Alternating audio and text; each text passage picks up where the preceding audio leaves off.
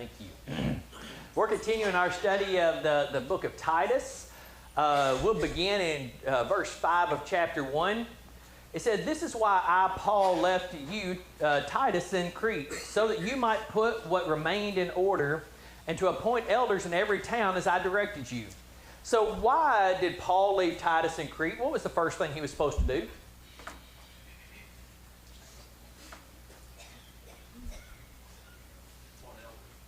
That's the second thing. What's it say right before that? All right, so that you might put what remained into order. So why didn't Paul address everything all Christians should know while he was still with them at Crete? That's right. There's so much in this life that we are supposed to do as Christians, and people will say, well, I don't know enough to be baptized. I don't know. There are some things you definitely need to know. But then after that, once you're baptized, then you get to know so much more. You get to understand who God is and the expectations that He has for us, so we continue to grow in that. And there were still things that needed to be addressed with these Christians. And so as Titus was there, he says, don't forget to continue to go through those things. Make sure that they know everything that they need to know so they can live the life that God has called them to live. And then what was the second thing? To appoint elders. So was Titus supposed to appoint an elder in each town? It says elders, doesn't it? You know, that's one thing that people will question and say, well, is it wrong just to have one elder? Well, from what we can tell, every time it says elders, that there should be more than just one. We even see in Acts 14, verse 23, and when they had appointed elders for them in every church, with prayer and fasting, they committed them to the Lord in whom they had believed. So let's also address this. What is the preacher called in most congregations in the world today? Pastor. Am I a pastor? If I'm an elder, but am I a pastor? I'm not. I'm not an elder. A pastor is another word for shepherd in the Bible, and shepherd is an appointed position, an elder. And so just because I'm up there preaching does not make me the pastor of the congregation. I'm not the one shepherding. That is a different position. And they were supposed to be multiple elders, bishops, overseers, shepherds, whatever title that is used throughout the Bible in every congregation. Not one, but multiple. So let me change this question. Why do you think it's important? Why do you think God in His wisdom said there needs to be multiple elders in each congregation? Why not just one? Oh, listen, I wish everybody would see the world the way I see it. It makes sense to me. It's logical. I don't see why you don't see things the way I want it to be done this way from this point on. Are y'all on board? No, nobody is. That's the importance of having multiple elders.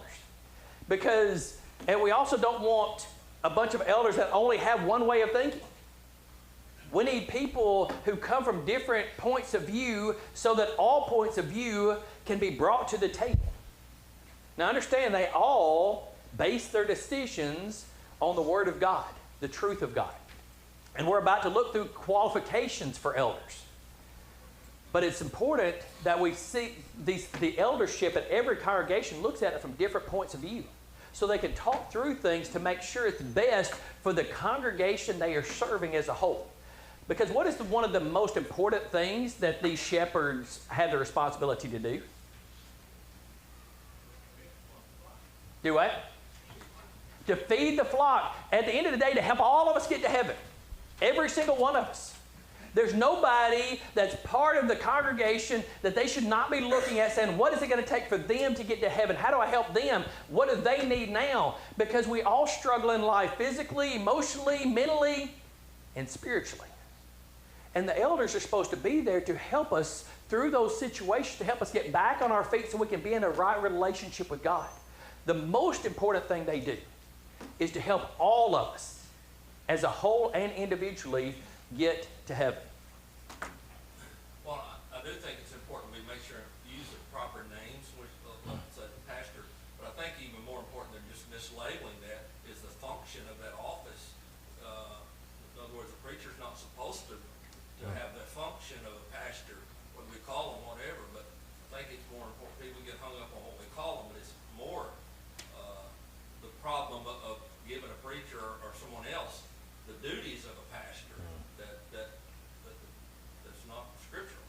I think that's so true. And somebody brought it to my attention a few years back of who's really the one who is supposed to be out there visiting people? The elders. It's the elders' responsibility because they need the responsibility of getting to know the church and being a part of their lives. And understand that at the end of the day, it's all of our responsibility, but that is a tremendous responsibility of the elders, is to be out there visiting the church to make sure. Yes? Do you think the elders have a higher accountability on the day of judgment than church members? Oh, definitely. Definitely. And I know that why you asked that question, because you knew the answer to it, but I think it's true. The elders, and understand what that means. Because it's,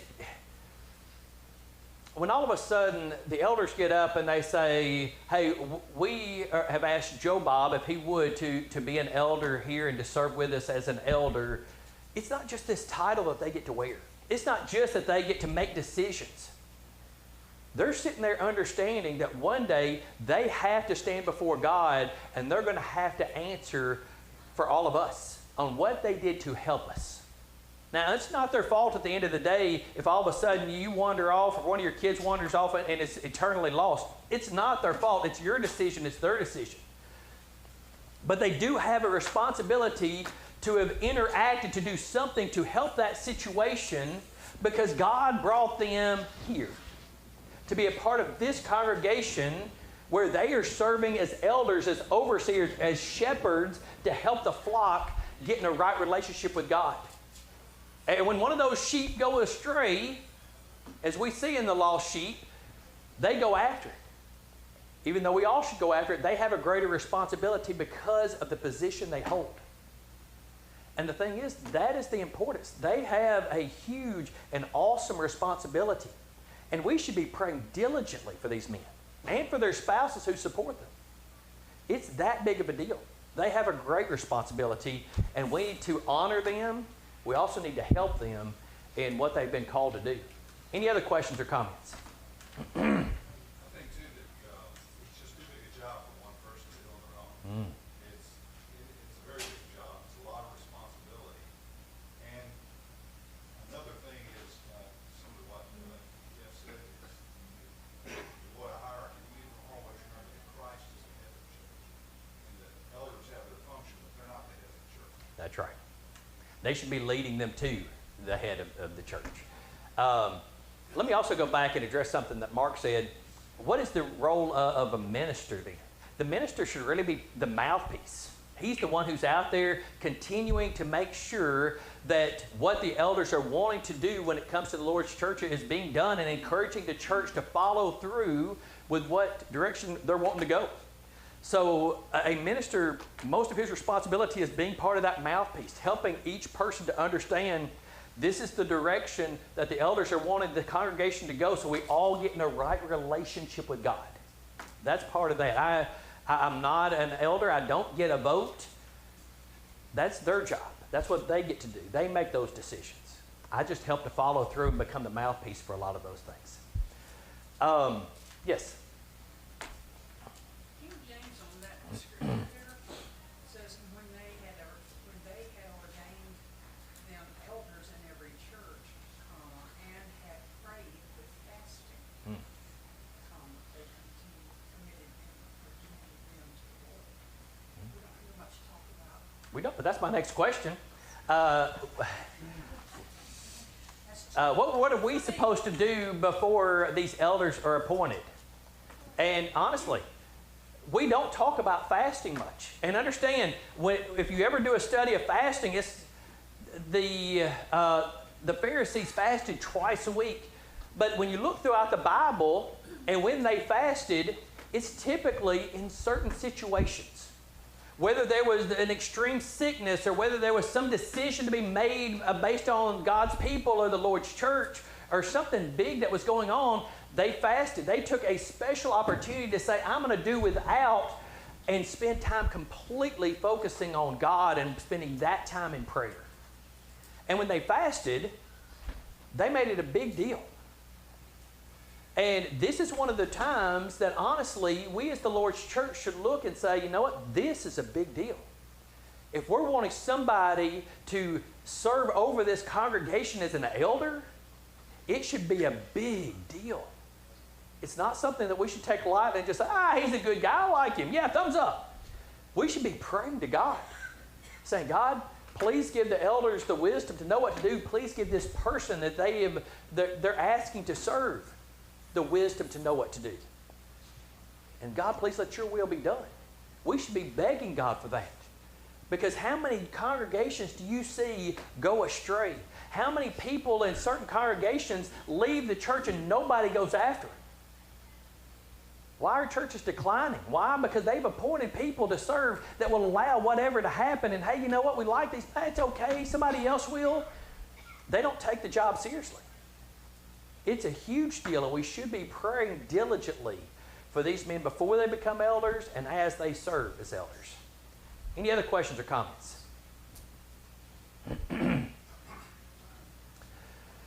Yes. I'm reluctant. No, please. All right, the elders have a certain responsibility. But how can the elders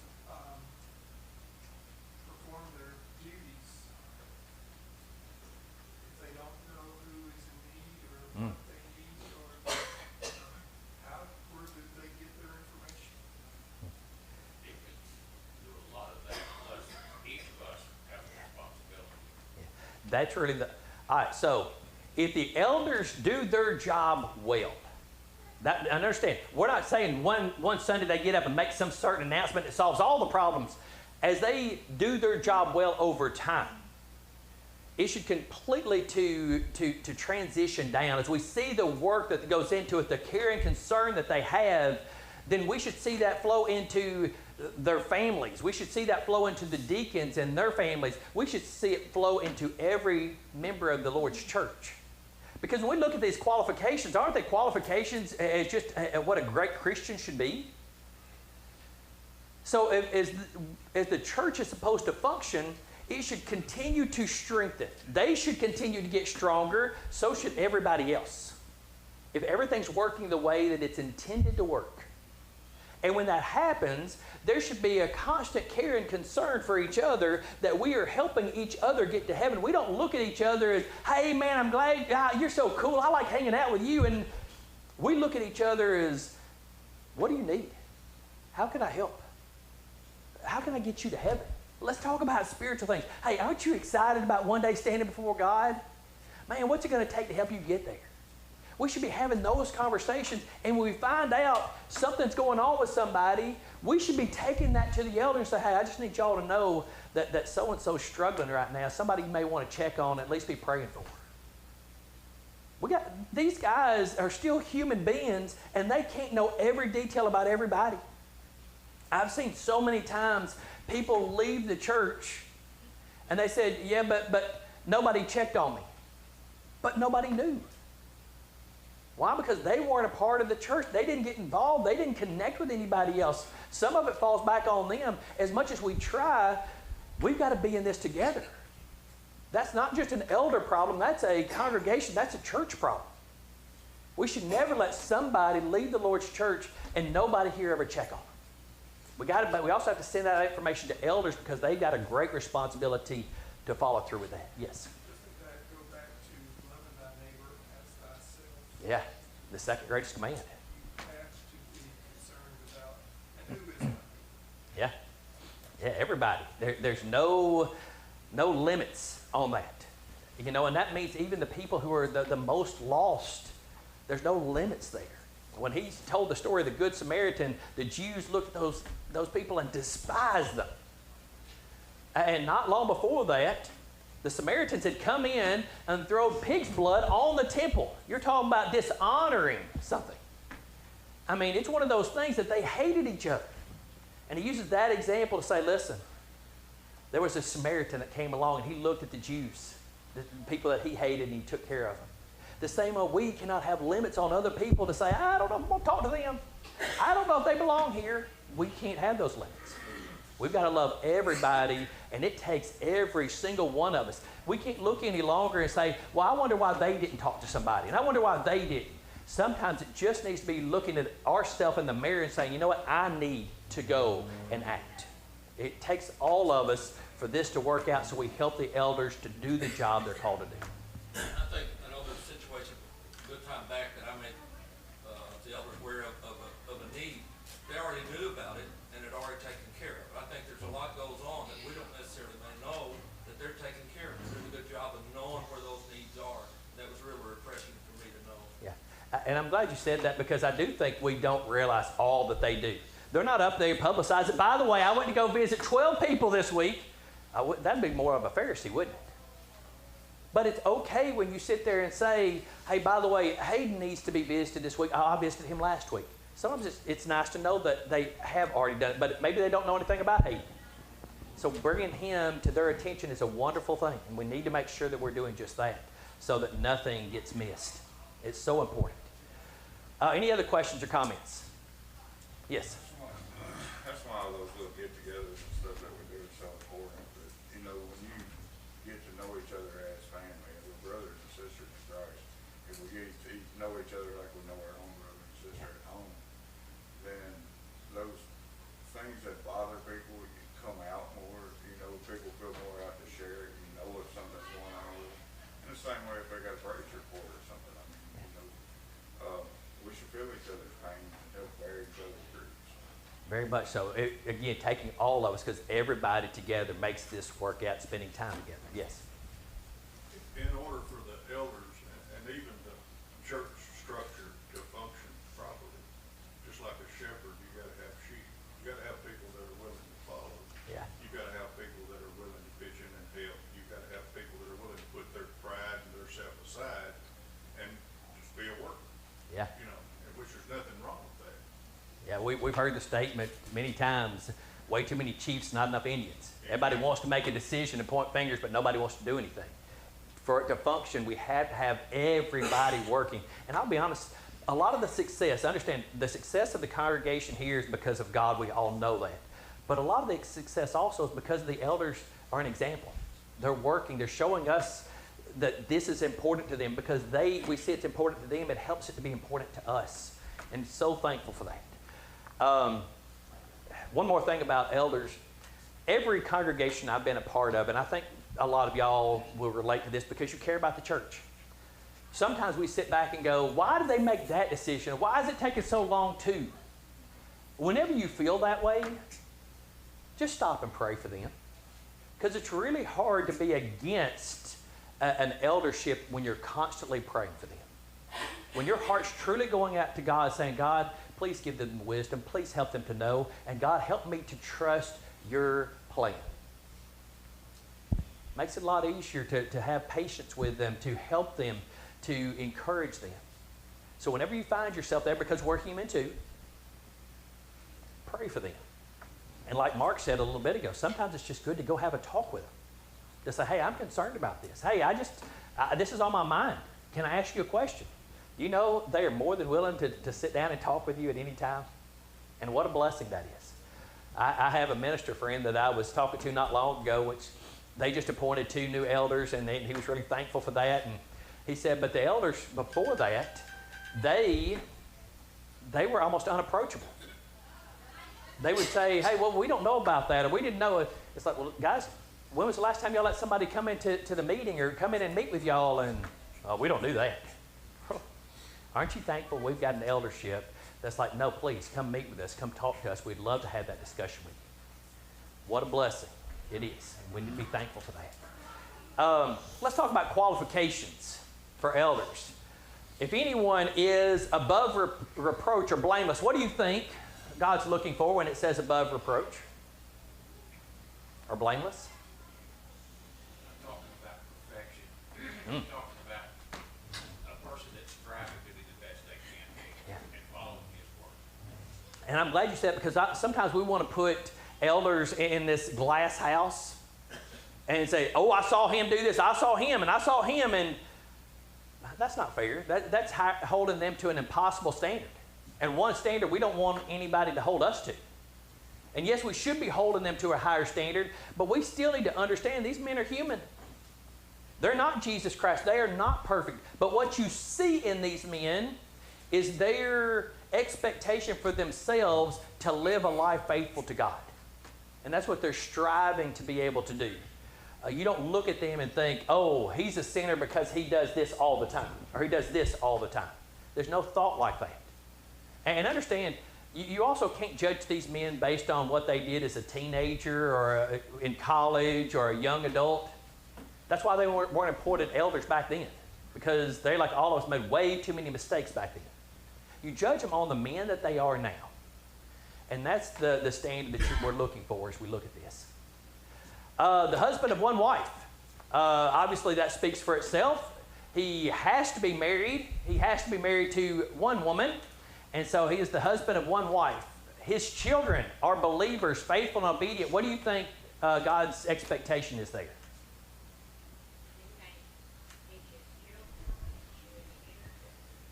Yeah. Yeah. If he can't teach his own children, how is he going to teach the church? It continues with talking about the children, that these children are not open to the charge of debauchery, it says rights in some translations, or insubordination, or they're unruly. We look at Timothy's account, 2 Timothy 3:4. He must manage his own household well with all dignity, keeping his children submissive. When the word said submissive there, what do you think that means? Respect. Level of respect. Anything else? I like that word respect. Obedient. They follow. They pay attention. There's a standard that's set, and it's a godly standard, and that man is making sure that that standard is being met by his children. They're being submissive to what the Father's will is as he leads them to God. But it says why in verse 5? For if someone does not know how to manage his own household, how will he care for God's church? Just what Miss Sandra was saying. We need to think about that. If they cannot manage their own household, how in the world are they going to manage the Lord's church?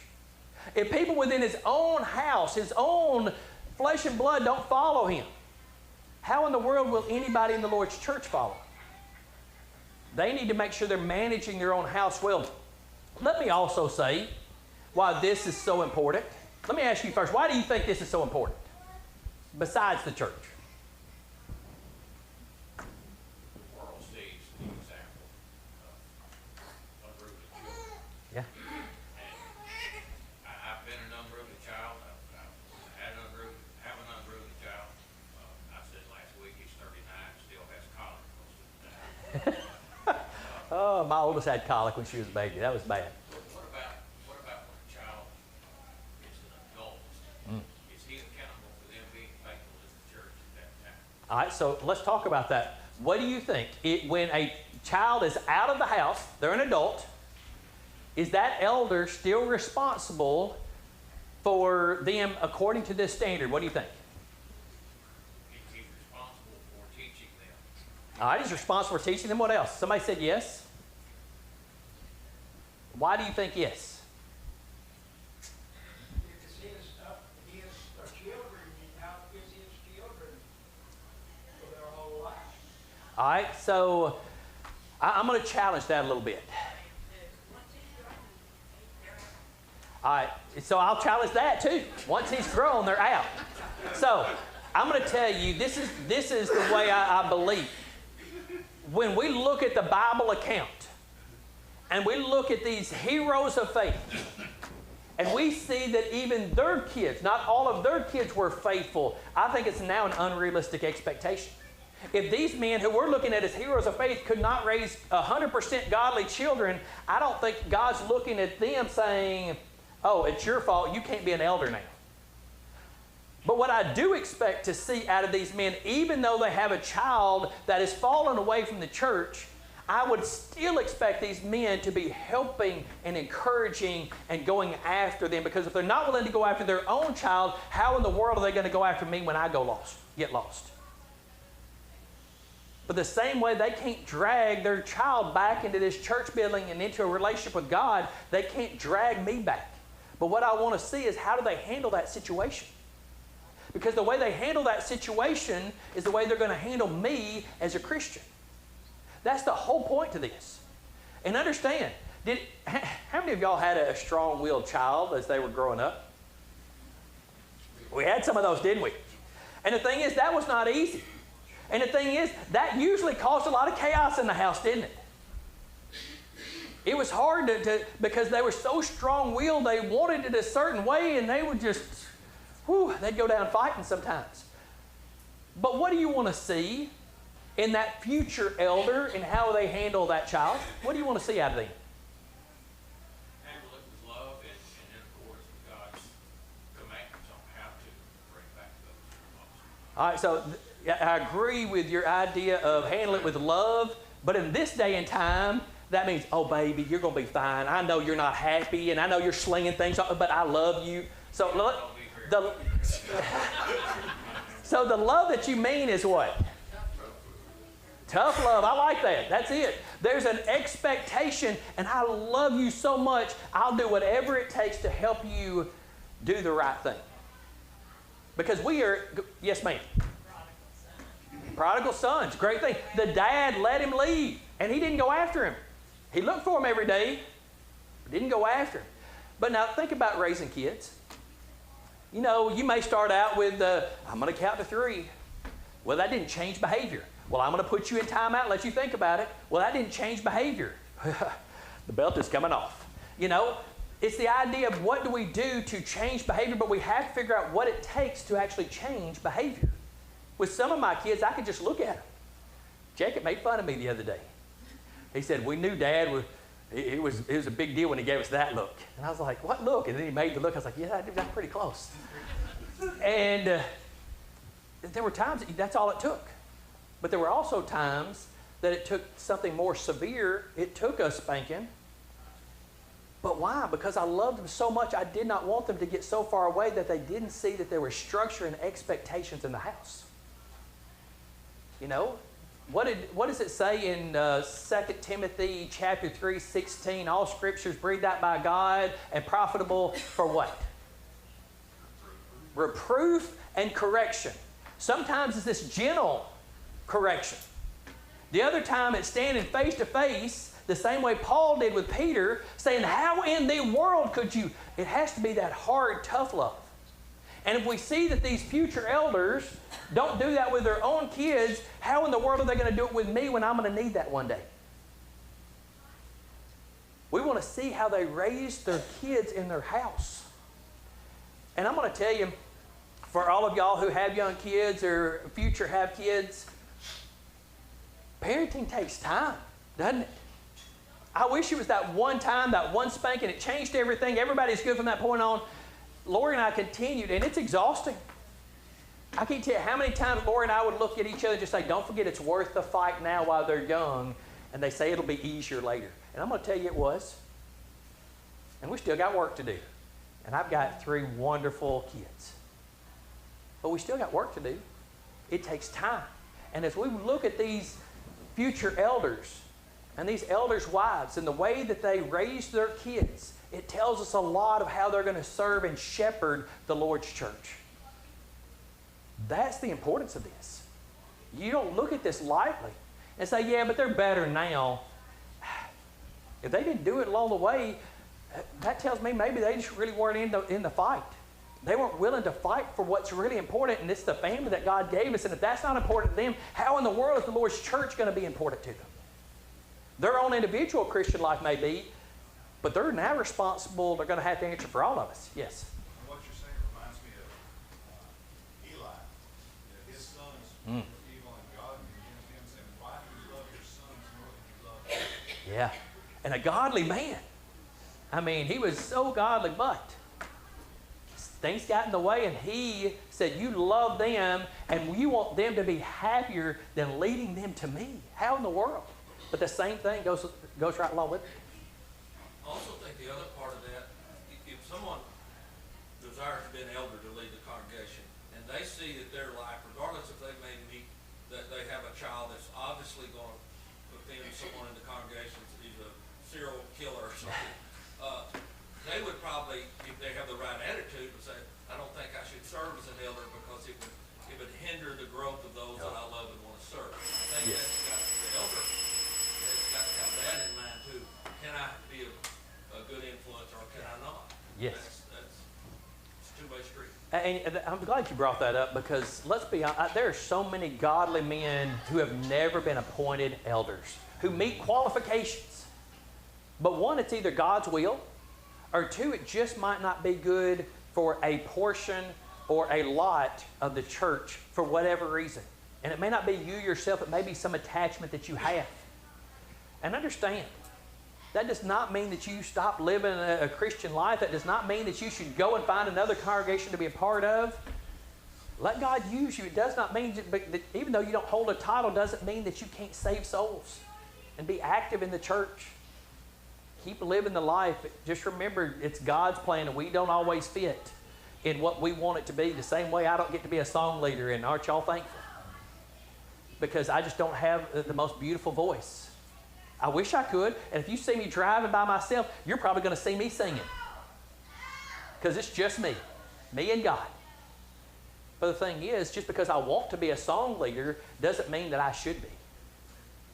Part of God's will is He did not give me the most beautiful voice, and I get to look for one day in heaven to have the most beautiful voice.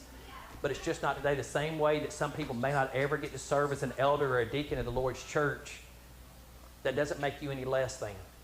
You continue to work as a child of God and keep your relationship strong with Him. Somebody else had a question. Yes?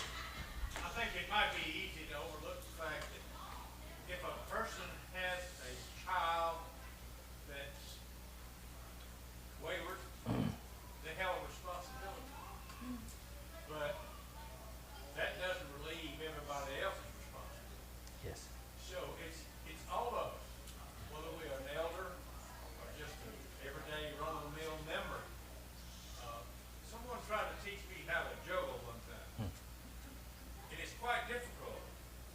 And as you progress through juggling, you drop the ball once in a while. The trick is to pick it back up and keep juggling. And, you know, we juggle the congregation. We've got 5 elders. How many members in this congregation? If you divide it up, we've got about 35 or 40 people that they've got to be responsible.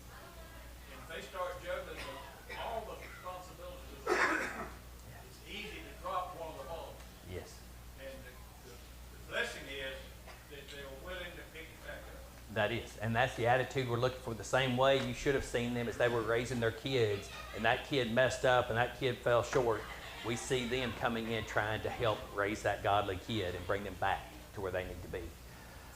Yes? I know that having elders is scriptural. And there's a lot of congregations in this county that don't have it because they don't have men that are qualified, being small congregations.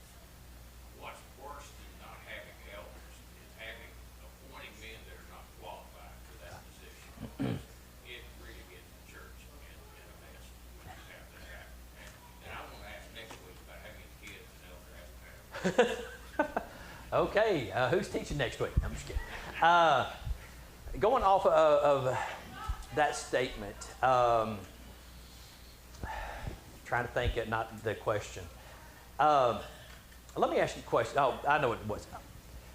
I'm so thankful that the elders here, they get together and they say, hey, it's time to have another elder. Let's think about who might be qualified, and they'll go through qualifications, and they'll think about it, and then they'll talk to them, and then they'll ask the congregation, hey, we'd like to ask this person to serve, and I like that. Same way with the deacon. But like I said last week, for this to work out, we should constantly be going up to the elders and saying, hey, you know so-and-so, I think one day he'd be a good elder. We constantly be thinking about that and praying about that, and because if we're not looking at these young guys and saying, hey, I see them being a future elder, then we're not thinking about the future of the Lord's church. We want the future to continue to grow.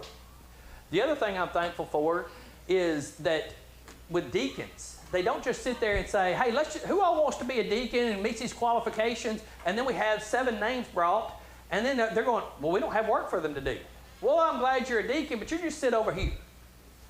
I'm thankful that they wait for there to be a work to be done, and then they think, who fits the qualification, and now who fits that work? Let's ask them if they'd be interested in doing that work. The worst thing is to have people with a title that have nothing to do with it. And I'm thankful that what they're trying to do here is trying to make sure there's a purpose to whatever position they ask somebody to do. All right. Continue to pray for these men and their families and for the Lord's church.